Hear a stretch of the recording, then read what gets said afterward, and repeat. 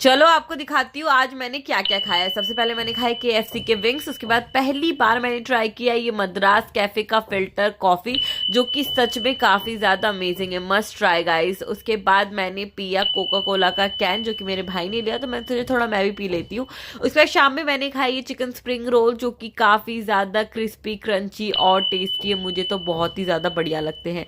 उसके बाद एंड में मैंने खाया ये वनीला पाइनएप्पल केक, जो कि सच में काफी ज्यादा टेस्टी है।